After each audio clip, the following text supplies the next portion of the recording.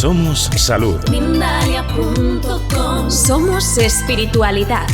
Mindalia.com. Somos conciencia. Mindalia.com. Mindalia.com.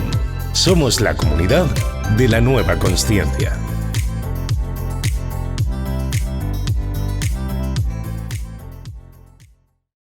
Hola, hola a todos. Bienvenidos una vez más a un vivo de Mindalia Televisión. Muchísimas gracias a todas las personas que nos están acompañando el día de hoy, que nos acompañan todos los días, que dejan sus likes, sus mensajes, sus comentarios, pero que sobre todo permiten que esta información llegue a muchísimas más personas. Gracias a todos los que se están sumando y que nos van a estar acompañando. Por favor, cuéntanos desde dónde nos están viendo. Déjanos acá en los comentarios tu ciudad y tu país. Por favor, aprovecho la oportunidad para dejarte un mensajito pinchado, ¿vale? Con el nombre más pregunta para que nos puedas hacer todas las preguntitas que tengas, que las vamos a estar resolviendo durante el vivo. Así que ya he dejado el mensajito. Vamos a ver. Está pinchadito. Voy entonces a contarles un poco sobre quién nos va a estar acompañando el día de hoy. Y vamos a estar hablando sobre el miedo y la depresión desde la biodesprogramación. Entrevista a Fernando Sánchez. Él es licenciado en Comunicación Social y Mercadotecnia, director y fundador del único Instituto de Biodesprogramación en México y cofundador de una clínica de biomédico alternativa en Guadalajara. En este directo, Fernando hablará acerca de los miedos y la depresión, vistos a través de la biodesprogramación en búsqueda de la toma de conciencia para recuperar el bienestar y encontrar un sentido biológico del síntoma. Así que le voy entonces a enviar la invitación. Un tema súper interesante. Veamos si podemos. Hola. ¿Qué onda? ¿Cómo estás? Qué gusto saludarte. ¿Cómo estás, Fernando? Qué gusto estar contigo el día de hoy. No, el gusto es mío. ¿Cómo has estado? ¿Bien? Muy bien, encantada de estar acá. Aparte que con muchas preguntas, ¿no? Porque me parece súper interesante el tema que trajiste, que es el miedo y la depresión. Que son cosas que están súper presentes todo el tiempo y a veces no lo podemos reconocer. Sí, así es. Y bueno, además añadido al tema que acabamos de pasar del encierro, que todo el mundo conocemos, que no podemos mencionar su nombre, ya sabes, pero también eso ha desencadenado muchísima depresión y muchísimo miedo también. Cuéntanos entonces un poco desde el punto de vista primero, ¿qué es el miedo en sí? ¿Qué puntos se sienten o qué pasa en nuestro organismo con el miedo? Bueno, el miedo es aquello que sentimos cuando desconocemos algo y de alguna manera el miedo tiene un sentido de proteger a la persona. El miedo tiene un sentido biológico de protección. Normalmente le tenemos miedo a aquello que no conocemos. Entonces, cuando corremos algún riesgo, pues es el miedo el que de alguna manera nos avisa, es una emoción, indudablemente, y nos avisa que tenemos que tener cierta precaución. Digamos que el miedo es el vigilante o la alarma que se nos dispara cuando no nos sentimos seguros. Vale. El miedo. Cuando tú hablas de la biodesprogramación, puedes investigar y ver como allí con una lupita de qué va, a qué está sujeto de manera biológica, digámoslo de alguna manera. Sí, mira, nosotros en la biodesprogramación tratamos el miedo excesivo a las cosas siempre y cuando sea un exceso, porque bueno, digo, imagínate, por ahí me tocó ver alguna vez un meme, una entrevista medio cómica, ¿no? Que decía el comediante que le tenía miedo a las bombas, ¿no? Pues todos tenemos miedo a esas cosas, ¿no? Pero pues eso es normal, obviamente, cuando sabemos que hay una situación que corremos peligro. Pero hay gente que le tiene miedo, por ejemplo, a las hormigas, a las cucarachas, le tiene miedo a la oscuridad. Entonces es ahí donde sí es un motivo de buscar una consulta, porque el miedo no está justificado de alguna manera. No está justificado, no está sustentado aparentemente, y pues te digo, hay personas que tienen miedo a manejar o a las alturas, y aparte siempre va a haber una consulta o se propone una consulta cuando ese miedo también esté de alguna manera interrumpiendo tu felicidad o limitándola, ¿sí? En donde no puedas vivir plenamente y no seas feliz. Porque nosotros siempre decimos en biodesprogramación, cuando la persona logra sus objetivos, es feliz, está sana, pues no hay motivo de consulta, la realidad. Claro. Cuando dices un poco, por ejemplo, el miedo este que dijiste a las hormigas, supongamos las serpientes, todas estas cosas que no está fundamentado, ¿de dónde pueden venir? Claro, mira, aquí hay que comprender siempre, siempre, siempre que quedar clarísimo y no tener duda de ello, que cuando nosotros tenemos un miedo a algo, tiene que tener un sustento en cuanto a la información. O sea, saber que la información del miedo viene de algún lado y por alguna razón. No cae, estamos hablando del miedo exagerado a cosas que de repente o habitualmente no deberíamos de tener miedo, ¿eh? Porque ya dijimos, el miedo a lo que normalmente corremos peligro, pues eso es normal y nos protege, tiene un sentido biológico.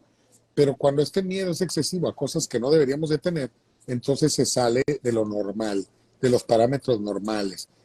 Y es ahí donde entramos a la consulta. Entonces, el primer punto es saber que ese miedo viene de algún lado. Punto número 1. Y ese miedo le vamos a llamar a partir de ahora información. Entonces, esa información debe de venir de algún lado. Y al mencionar que es información, le tenemos que ver de dónde viene. Y para ello tenemos que estar conscientes que la información puede venir. Obviamente esa información está en nuestro cerebro. Ese sería el punto número 2. Y el punto número 3 es que esa información o esa historia puede estar en algo que yo viví en primera instancia, segunda, en algo que vivió mi mamá durante el embarazo, y tercera instancia, y en este orden, se tiene que buscar, al menos en la propuesta de la biodesprogramación, se tiene que buscar en el árbol transgeneracional. Entonces, y estamos hablando igual del miedo, igual del pánico, que al final el pánico también, pues es prácticamente también un miedo, pero le podemos añadir otros síntomas, ¿no? Como aceleración del corazón, dilatación de la pupila, sudoración, porque el pánico ya tiene otros componentes. Pero para la búsqueda de la información no cambia si es el simple miedo a algo o es el ataque de pánico, por ejemplo. Es lo mismo. Y lo que tenemos que buscar primero es, ¿qué es el elemento al que le tenemos miedo? Definirlo, una hormiga, un piquete de una abeja, la oscuridad, la noche, la soledad, no sé, pero tiene que ser, repito, excesivo para que sea digno de consulta, en donde comprometa la calidad de vida. Y con esa base ya definido bien, tendríamos que buscar qué pasó en el pasado con ese elemento. Digo, estamos llamándole un elemento, pero bueno, puede ser la oscuridad o cualquier cosa, ¿no? Ya lo dijimos. Entonces, en este caso, vamos poniendo un ejemplo si quieres, para que sea mucho más fácil para las personas comprender. Por ejemplo, yo tengo miedo a la oscuridad y a los lugares encerrados. Entonces, quizá no lo recuerdo, pero en la consulta te vamos a llevar hacia atrás de tu vida, a lo mejor en la infancia, en la adolescencia. Muy probablemente tu madre, no lo recuerdas ahora, pero te encerraba en el closet castigándote o reprimiéndote por algo que habías hecho mal. Entonces, y te dejaba la mejor horas ahí. Entonces, a partir de ahí, lo dejó de hacer quizá, pero a partir de ahí entras a un elevador o un lugar oscuro y se dispara ese ataque de pánico. Otro ejemplo, imagínate que te metes un callejón oscuro, te asaltan y pasa el tiempo, pasan muchos años, posteriormente vuelves a entrar a un lugar oscuro y el recuerdo, el cerebro lo que hace, nosotros le llamamos raile. Raile es una ruta de vía que te conecta, o sea, viene de la palabra vía, de tren, en inglés, pero lo que nos define es que el cerebro lo que está conectando es una vivencia y a través de esa vía se transporta al pasado en el cerebro y conecta con la vivencia en donde de verdad corrimos peligro. Yo digo que el ataque de ansiedad es un miedo a algo que va a pasar, que no pasa, pero que ya pasó.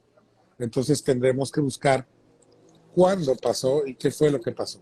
Cuando lo encontramos es bien interesante porque el cerebro automáticamente toma conciencia, de alguna manera siempre actúa el cerebro para la supervivencia, y hay que aclarar que este miedo el cerebro no lo tiene ahí porque sí, el cerebro sabe que ya viviste algo negativo en el pasado y que este ataque de ansiedad o este miedo lo que va a hacer es alejarte del lugar para protegerte inmediatamente, porque el cerebro sabe, en esa memoria que tenemos, en ese inconsciente, sabe que estás corriendo peligro y que puede volver a pasar algo que ya viviste.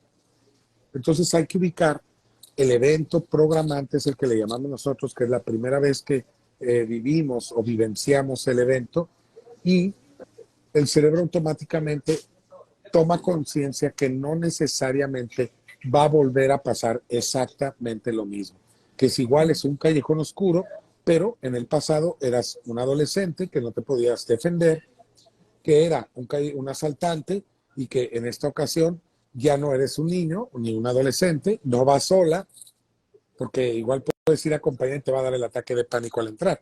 No vas sola, el lugar donde estás en el callejón ya es seguro, hay policías que normalmente el cerebro no comprende eso. En cuanto observa el callejón oscuro, así haya vigilancia, haya personas a tu alrededor, el cerebro dispara este programa de supervivencia que sería el ataque de ansiedad del miedo para protegerte. Entonces, cuando ya el cerebro toma conciencia y dice, ok, eso fue lo que pasó, pero tenía 10 años, no me podía defender, de verdad estaba en un lugar de riesgo, y bueno, ahora el cerebro toma conciencia que ya no son las mismas condiciones y que ya no corremos peligro como antes. Y no solo eso, podemos ayudar también a este inconsciente con algún protocolo o de alguna manera disparando otro tipo de acciones o de pensamientos en nuestro cerebro de manera consciente, en donde pues al momento de entrar en esto que me genera el ataque de pánico, tratar de tomar el control de la situación.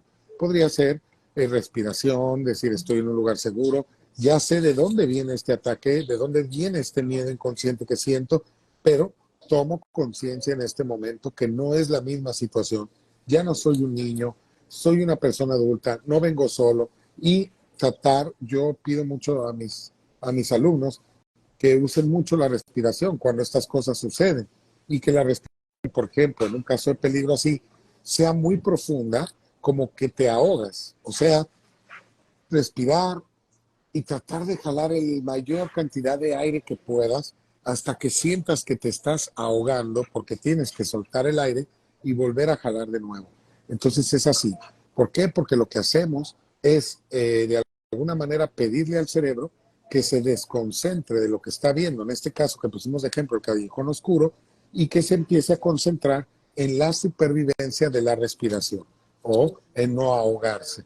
Entonces, lo que hace el cerebro, como te digo, se conecta con este rail y dispara esta reacción que nosotros le llamamos a un ataque epileptoide, una crisis epileptoide, y es por unos segundos siempre va a ser por unos segundos el ataque de ansiedad. Y bueno, hay ataques de ansiedad permanente, hay personas ansiosas, me refiero permanentemente, pero yo me refiero a estos ataques de ansiedad espontáneos. Y esos serían epicrisis. Entonces, tomar el control de la situación, saber que estamos en un lugar bien seguro y, como te digo, hacer estos ejercicios de respiración.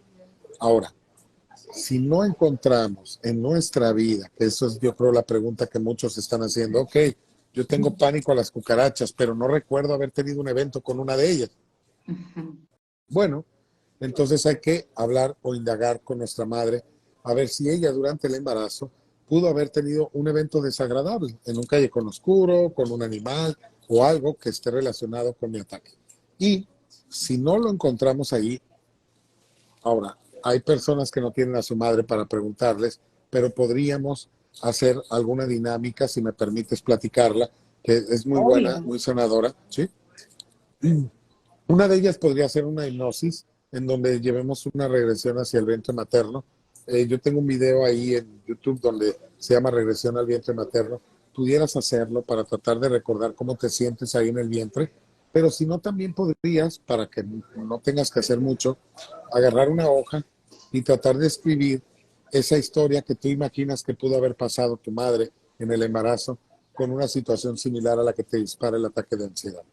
Por último, si no encuentras nada y si no te viene nada a la hora de querer escribir, pues tendríamos que buscar en el árbol transgeneracional.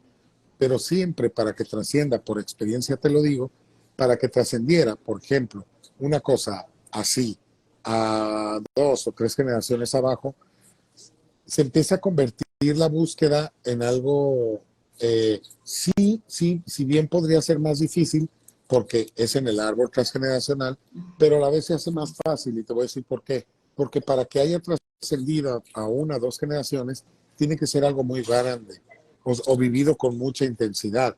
Entonces, pues a lo mejor mi madre sí despertó y tenía una cucaracha en el brazo y se asustó, y eso la marcó, y yo estaba en su vientre estaba embarazada de mí.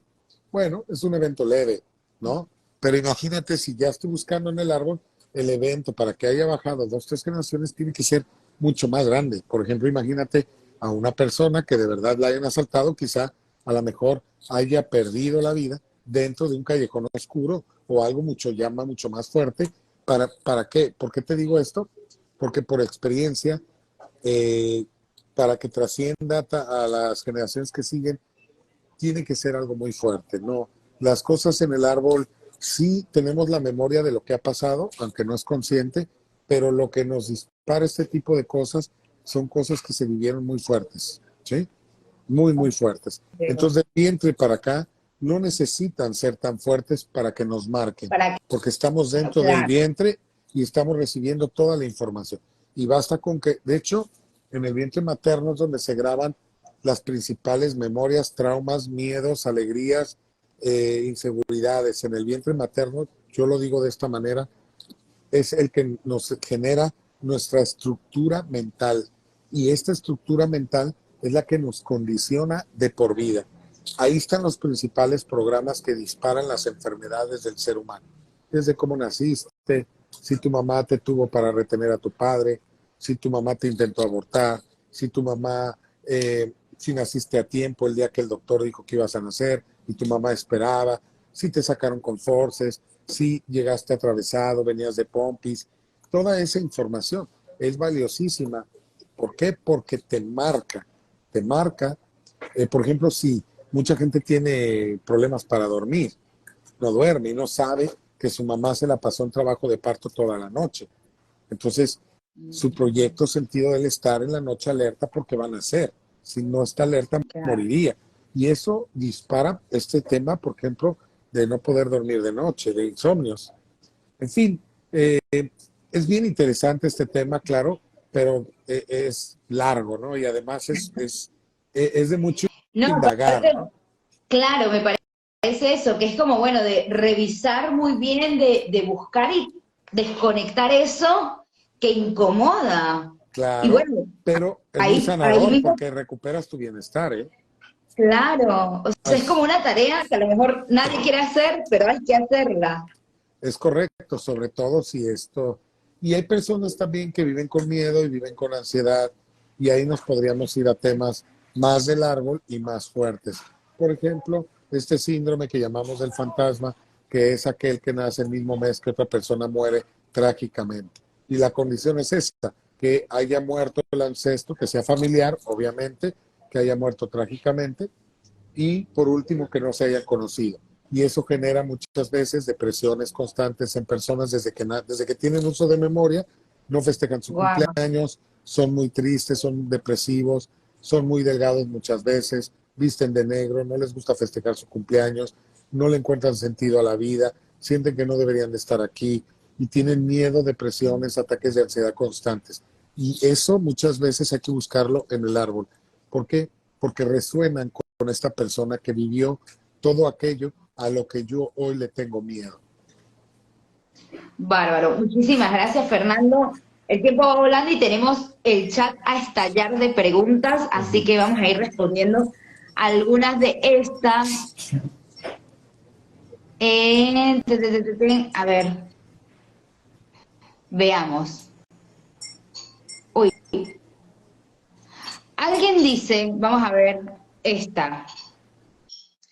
Alguien dice, ¿por qué las relaciones de pareja se me bloquean?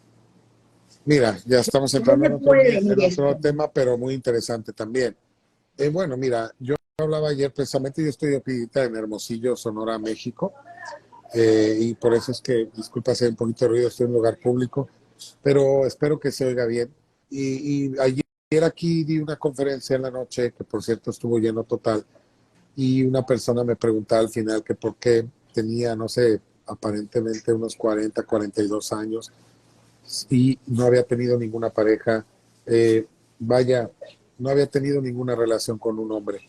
Y bueno, yo le decía a ella, y lo repito ahora con mucho gusto, tienes que buscar lo más común, ¿eh?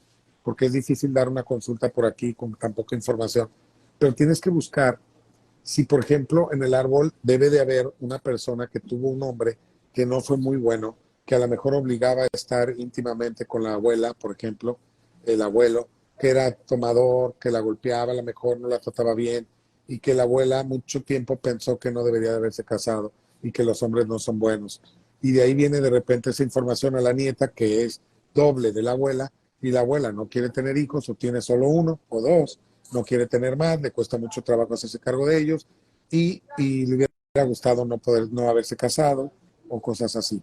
Estamos ligados siempre a los ancestros y estamos obligados a conocer la historia de ellos para tratar de comprender la nuestra y liberarnos de estas condiciones que nos hacen vivir cosas que no queremos. Pero la otra historia, la segunda parte que yo le decía a esta chava, es que también pensaba o pensara que si ella no tenía una lealtad inconsciente al padre, como ser fiel a mi papá. ¿Por qué? Porque muchas veces en el embarazo, si el padre cree que el hijo que viene no es suyo y que la madre le ha sido infiel, el niño como proyecto sentido crece y tiene ese programa en donde no puede andar con otro hombre y que tiene que ser leal o fiel a su padre. No quiere decir esto que tenga intimidad con él, simplemente es que no puede haber otro hombre en su vida y en su relación más que el padre. Y esto lo puedes saber sobre todo en este tema en específico cuando las mujeres llegan a edad muy adultas y son, pues, perdón, pero lo tengo que decir de esa manera si queremos comprenderlo, pero que son vírgenes, que no han tenido una relación aún ya estando grandes. ¿Y por qué? Porque siguen esa fidelidad. Y esto no tiene que ver con que el padre viva o no viva, ¿sí? Puede cambiar la condición cuando el padre muera y ella se puede liberar de esa condición y puede empezar a tener relaciones libres y duraderas, ¿no? Pero a veces puede quedarse así el programa. Lo Claro. importante es tomar conciencia. Muchísimas gracias, Fernando. Tenemos por acá a Nelly Rocío que dice, mi miedo es a las responsabilidades, el liderazgo y me ha impedido crecer, avanzar laboralmente y tampoco quise hijos ni formar familia. ¿Cómo puedo Ah, trabajarlo? caray, ¿tienen miedo a tener trabajo? Escuché bien. Sí, a avanzar, o sea, liderazgo, a las responsabilidades Sí, y le ha impedido ok. crecer y avanzar laboralmente. Sí, a lo mejor, mira, lo que tenemos que hacer siempre, lo que hacemos en la consulta es tratar de alinear, si es que se puede, si el conflicto viene de un solo evento. Por ejemplo, si estas cosas que nos dice ella coinciden con yo no me gusta comprometerme o la responsabilidad, porque para poder indagar en los programas y buscarlos y poder liberarnos de estas condiciones, tenemos que definir bien qué es lo que vamos a buscar. Entonces, porque una cosa es no querer tener trabajo, otra cosa es no querer tener familia, otra cosa es no querer tener hijos. Pero ojo, aquí me llama la atención algo. Si lo Ok, conjuntamos y lo que realmente estamos definiendo es que ella tiene miedo a la responsabilidad excesiva, entonces sí queda, no tendríamos que separarlos, sino unirlos.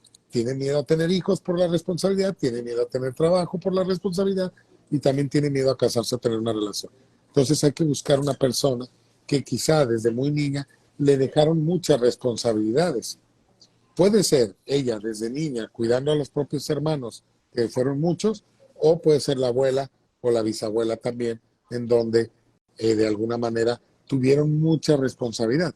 vuelvo a lo mismo. Entonces, los nietos no quieren responsabilidades. Por eso tenemos esta generación que es así como es, porque arriba con los abuelos, pues se les cargaron la mano, ¿no? O desde niños trabajaban cuidando en los ranchos los animales o cosas así, ¿verdad? Entonces, ahora la generación esta que viene, pues es muy así, ¿no? No quiere mucha responsabilidad. Claro, totalmente. Tiene bastante sentido, además. Sí, porque una generación normalmente tiene ciertas situaciones y la que sigue repara. Vamos a suponer, un padre es extremadamente autoritario con los hijos y los tiene trabajando desde jóvenes, los hace muy responsables. Inclusive puede ser en exceso, ¿sí? Pero la siguiente generación, o sea, esos hijos que fueron como sometidos con tanta autoridad, pues van a tener hijos. Y lo que hacen normalmente es decir, yo a mi hijo no le voy a exigir nada, le voy a dar todo, y entonces nos vamos a la otra polaridad, ¿sí? ¿Y qué pasa con ese hijo? De repente se echa a perder o no logra objetivos. Entonces ese niño, que viene siendo el nieto del abuelo, dice, yo a mis hijos sí les voy a exigir, porque a mí, como no me exigieron, resulta que me hice un verdadero relajo. Entonces voy a empezar a exigir. Y así vamos. Entonces los temas que aquí se viven en exceso, en la siguiente generación se reparan. Y así vamos, de repetición a reparación, de repetición a reparación. Nos vamos de un exceso a otro. Y fíjate una cosa bien importante que quiero aprovechar para decirte.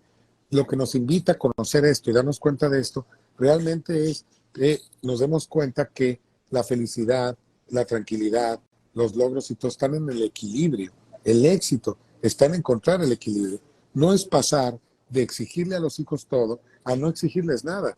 Es que mi padre hubiera sido algo equilibrado en lo que me exigía y tener un poco de tolerancia, y yo también hacer lo mismo con mis hijos.